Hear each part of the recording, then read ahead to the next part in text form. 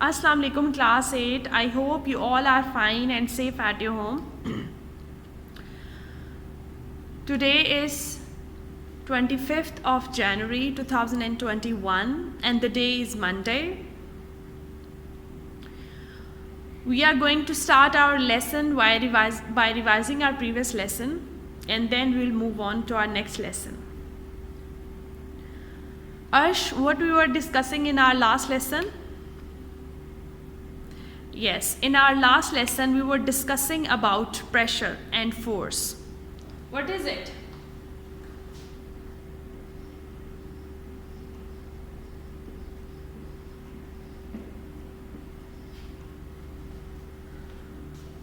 So pressure,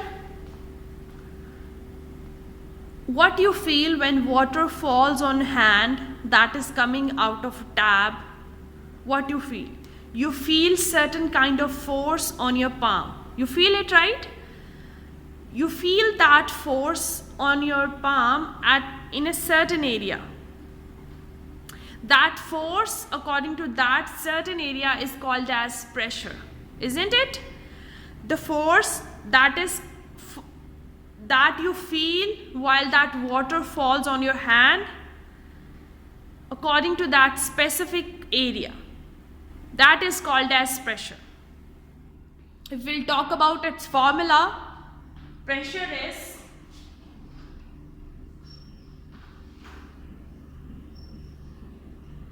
force divided by area.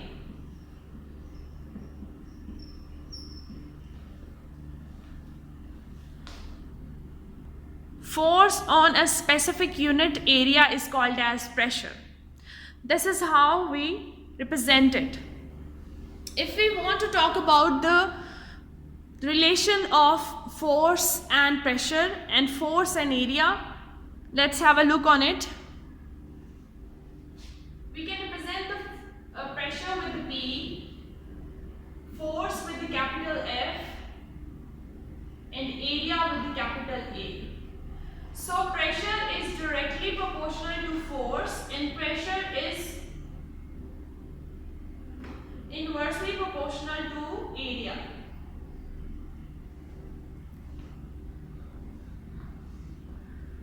What is it? Pressure is directly proportional to force. That means if the force is higher, the force which you feel on your palm, if it's higher, then value of the pressure will be higher. But if the area increases, the pressure decreases. What is the meaning of this thing? Let's suppose this is an area. This is a smaller area. And if let's take it as 2 Newton force is falling on this area. And after that we increase the area, but the force which is falling on it, acting on it, remains similar. If the force remains similar, the pressure will decreases as the pressure and the area are inversely proportional to each other. Then we talked about the pressure, the water pressure. What is it?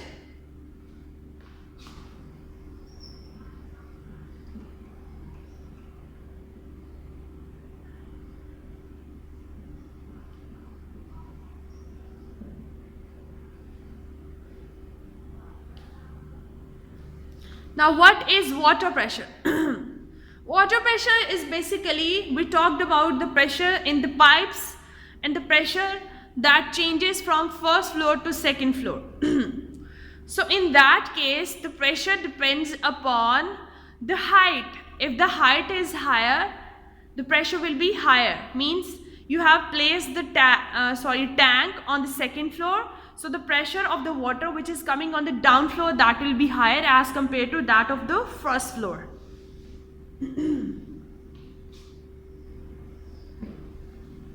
Is it clear now that what is meant by this? That water that is coming on the down floor has higher pressure, and also it is moving towards downside, so it is always coming with the pressure. If you see, when you are throwing the water and it's coming from a slide, when it moves towards the downward side, it is moving with the speed. That is also a point in it. Okay, for today we are going to discuss about the pressure, liquid pressure in a closed container. What is it?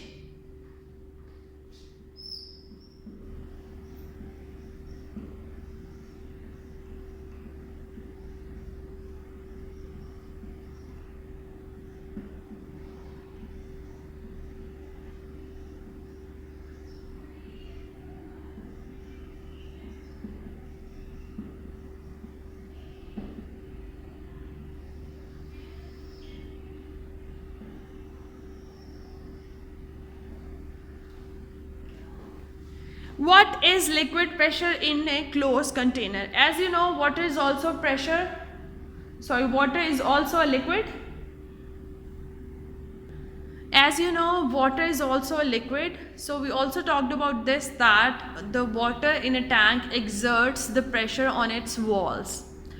So now we are discussing the liquid pressure in a closed container. What is it? So you see that in this topic we are discussing the liquid pressure specifically in a closed container. So when a liquid is filled in a container, it exerts the pressure in all directions.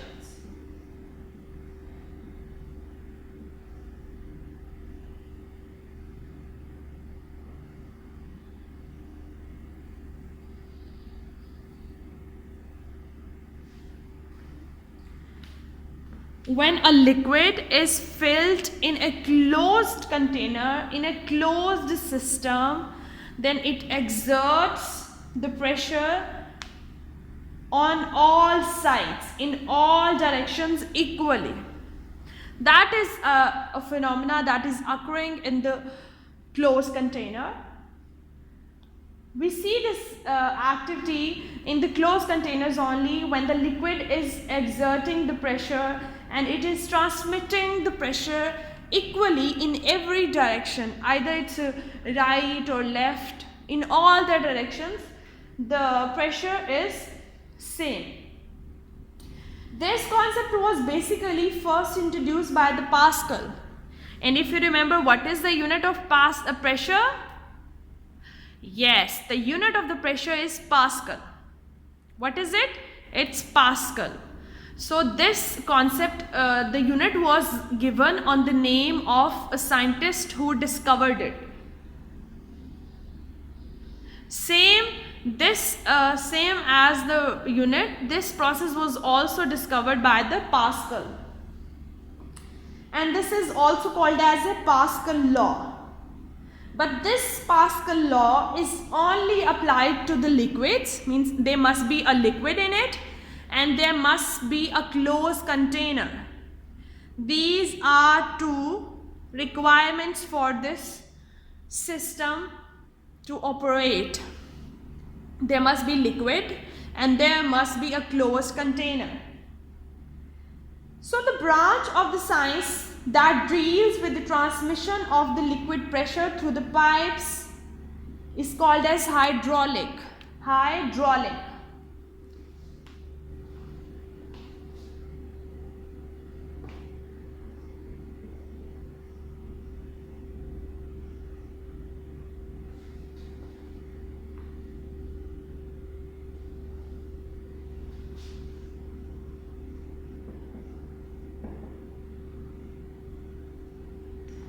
Hydraulics is the name of the branch of the science that deals with this phenomena of transmission of the pressure in equal directions in the case of liquids.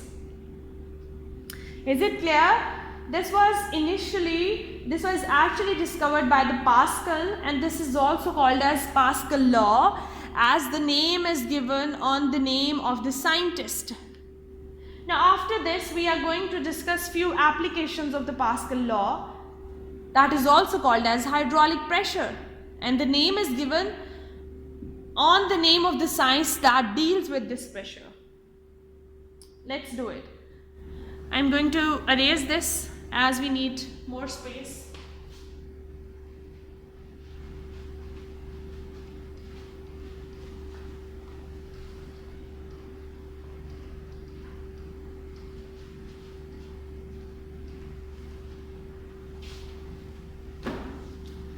Okay, so now we are going to discuss that how much force is applied, does the amount of force affects on the pressure. As we discussed that it does affects the pressure.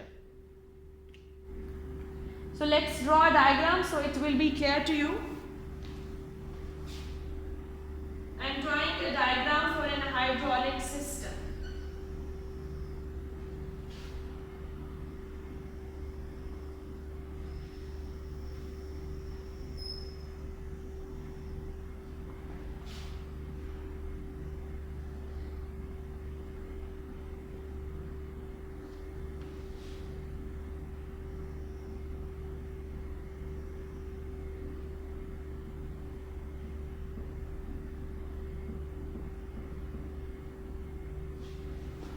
Okay, so in this in this diagram we are going to discuss that how all the hydraulic systems work, that how we apply the force and how it comes out as a pressure.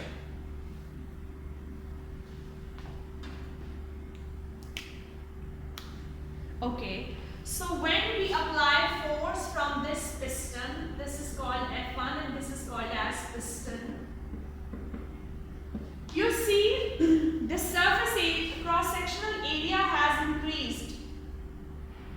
See, this is wider than this pipe. When the force is applied from the piston where the cross-sectional area is smaller, when the force is applied, it moves towards this, and when it comes out from this piston you see a larger result. Why you see a larger result? Because the cross-sectional area has increased.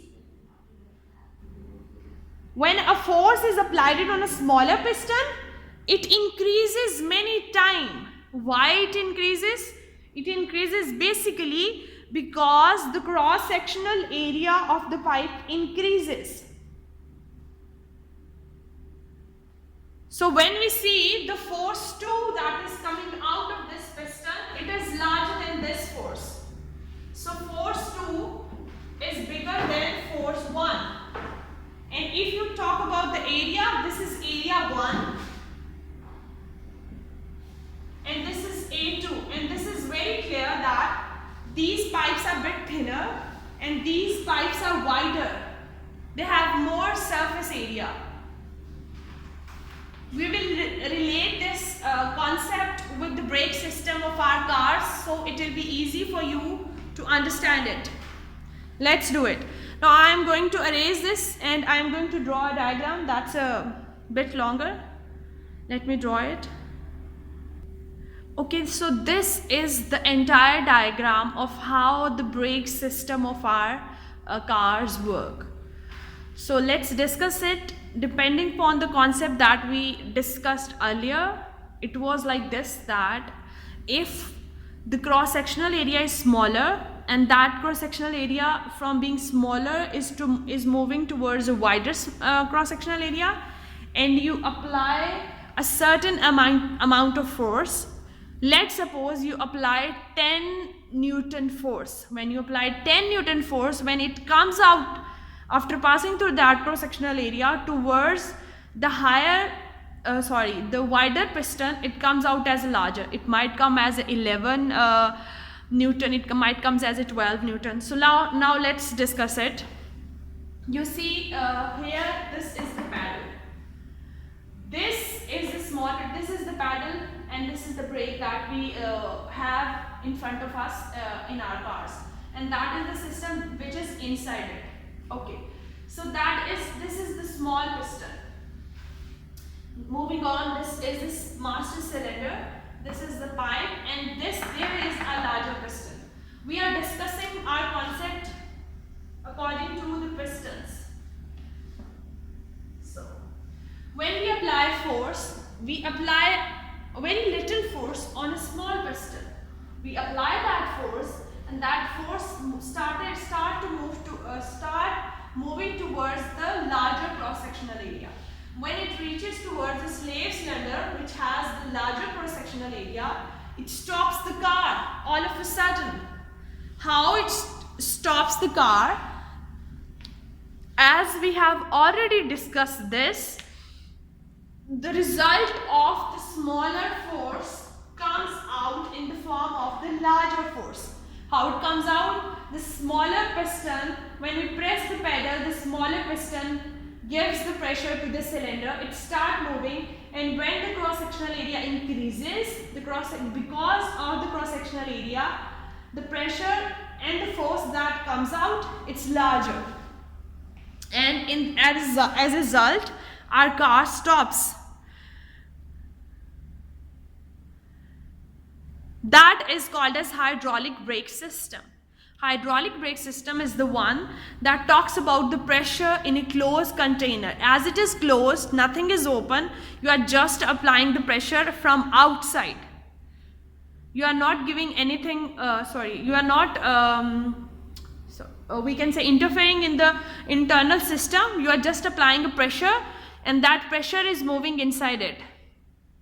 And that pressure, this is the wheel of disc of the car. So when that pressure comes out, force comes out in a larger way, it stops the tire of the car, and that's how you drive. You need that in every car. You can't drive without brake. If your brakes are failed, that is a dangerous point.